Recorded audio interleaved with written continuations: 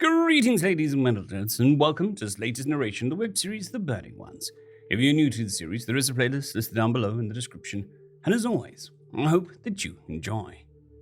Chapter 28, Omega Fallen. Mayday! Mayday! RAR-17. Do you copy? Repeat, this is Omega, calling RAR-17. Come in. CV dashed across the room and picked up her radio microphone. This is RAR-17, I read you over. Omega. Tell me your team is still on board the Fractal, over. Affirmative. Omega, over, CV replied. Omega. Good to hear, 17. Need emergency medical assistance, over. Roger, Omega. Confirmed number of casualties, over. Omega. 3 KIA, 1 critical. Could use a few stitches and a stiff drink myself, over. Medical will be standing by, over. Breaker, Dawn, Mark said. Go! On it, boss. Breaker tapped the collar of his flight suit and it vacuum sealed. CV tossed him a large black crate. Breaker caught the box and it immediately melted into his arms, covering his body in the first layer of his battle suit. Hit me! Mark pushed a huge crate out of the corner and aligned it with Breaker's legs. Go! Breaker knelt on the box, which unfolded into layers of heavy plates and equipment, completely covering his body. Mic check. His voice was heavy and distorted as it projected from inside his helmet. Read you, move out, CV said, as she placed a small black crate against Don's back and applied his suit.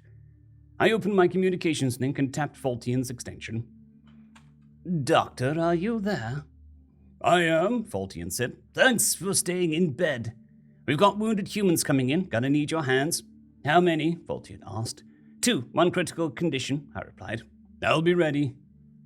Breaker and Don had left by the time I finished. Mark, CV, and Zevi were applying their own base layer suits. It was very efficient.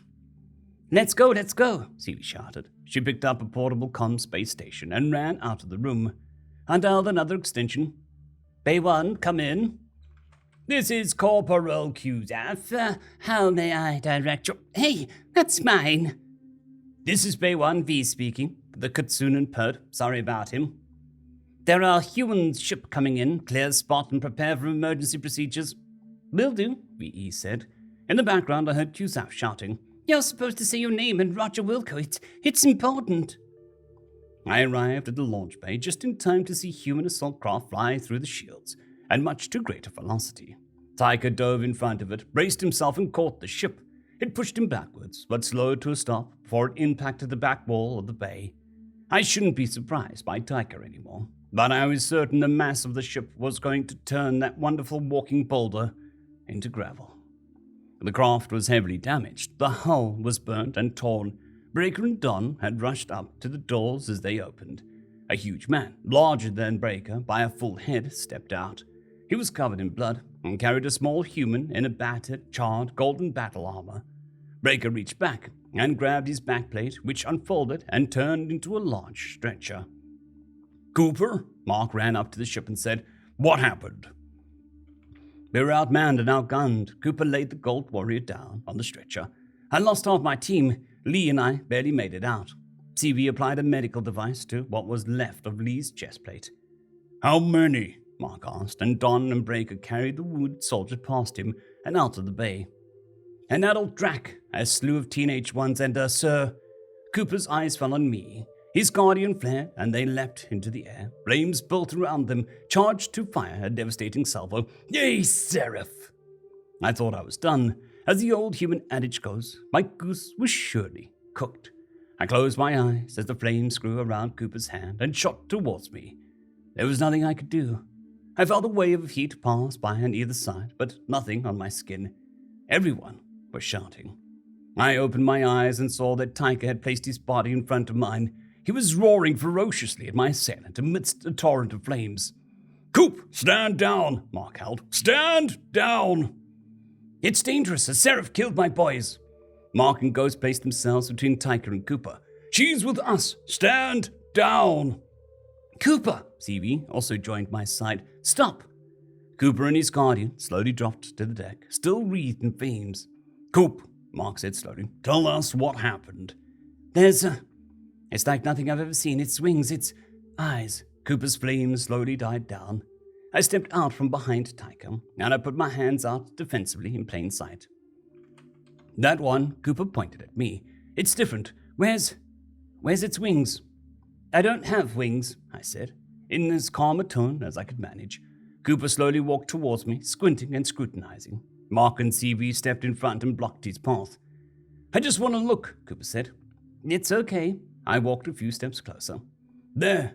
Cooper pointed down at my vestigial bones. Right there. The one I saw had huge wings coming out of its back, 20 meters wide on either side at least. That's a big mech suit, I said. I know a mecha when I see one, Cooper said. It was organic. That monster wasn't even wearing battle armor. It was fighting open-skinned, and it shredded my boys. As Seraphe took out 3 of your guys, I asked. In one hand, I was stunned. On the other, I thought of the picture Fultian had sent me of the winged seraph. We were doing all right against the adult Drak. Cooper sunk down, on top of a cargo crate, and rubbed his shoulder. I noticed blood trickling out of his armor. 5-on-1, that's good odds. Then more Draks showed up. We got hemmed in, but we were holding our own, even killed a few. By this point, most of my guys were wounded, minor injuries, but still not 100%. It swooped in from the sky, blazed like a comet, burning hotter than any Drak I've ever seen. We didn't get defenses up in time. The creature took Ryan by the head and slammed him into the ground. The talons went right through his helmet, crushed his skull before he had time to scream. I'm sorry, Mark sat beside Cooper. From that point on, we were just trying to survive, Cooper explained. The Draks got Sirio. Monster picked up Dubois and carried him into the sky and ripped him in half. Lee and I fought back to back all the way to our ship. The creature swept in and clawed her up really bad. I think I wounded it. I doubt that it would have left its kill if it wasn't injured. I grabbed Lee and hauled ass into the ship. Why didn't you jump home? CV asked. Callisto, or even Luna, would have been better equipped to save Lee. I tried. Cooper was very agitated and spat his words. Lee's Guardian killed the jump sequence twice, so I throttled the engines up and burnt all the way to you. Soon as I did that, it quit interfering with the ship. Doc Fultian and my team should be able to keep her stable, at least. Mark turned to me. I could tell that he was very, very angry. Is this why your government won't send reinforcements? Is this monster your homeworld security threat? Honestly, they did not elaborate. But I think it's a safe bet. My mind wandered to the picture of the fossil. What are you not saying, Bird? Cooper growled. It's a stretch. A big stretch. I opened my datapad and pulled out a picture Fultian shared and passed it to Mark and Cooper. Is that what you saw? Yeah. And I would like my monster mounted, Cooper nodded and tapped on the screen, angrily punctuating his words, just like this one. What is it? Mark asked. He still hadn't looked up from the photograph. I'm not sure, I admitted. Fultian sent me that image. It's old. Like, really old. Doc Fultian had this, Mark asked, and handed me the pad back. Yeah, I replied. He said someone gave it to him 1,000 years ago. Well, Cooper stuck a finger in a gash on his pauldron where blood was trickling out and the flow stopped. I believe I have an appointment with a good doctor. End of story. I'd quickly like to thank the T5 peeps. Cold War Boomerwaffen, Sevaren Serberous, Bushmaster 177, Henry the Red, Casper Arnholtz, Cold War Boomerwaffen, Elijah Silvercross, Dragzoon W.R.E, and Sevaren Serberous. Thank you very much.